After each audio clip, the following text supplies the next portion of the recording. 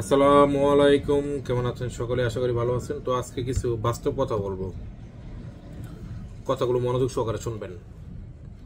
মনে রাখবেন, যারা বোকা তারা কিন্তু সবসময় রাগ করে থাকে। যারা বোকা তারা কিন্তু সবসময় রাগ করে থাকে, দেখবেন, আপনি পরীক্ষা করে দেখেন।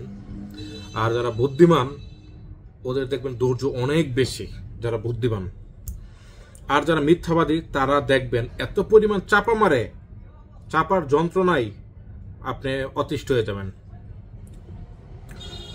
আর যারা লোভী তারা কিন্তু বিপদে পড়ে বেশিরভাগ, যারা লোভী। আর যারা পরিশ্রমী তারা সবসময় কর্ম করে, পরিশ্রম করে। আর যারা অলস তারা কিন্তু দেখবেন যে অজুহাত খুঁজে, বিভিন্ন ধরনের অজুহাত খুঁজবে। যারা অলস, সাহসীরা সবসময় বাস্তব নিয়ে চিন্তা করে যে আমার সামনে কি হবে, আমাকে এই কাজ করতেই হবে। আর প্রতারক, প্রতারক হচ্ছে অভিনয় করে। প্রতারক সবসময় অভিনয় করে। স্বার্থবাদী লোক দেখবেন, কিছু কিছু মানুষ আছে আমাদের সমাজে অনেক স্বার্থপর।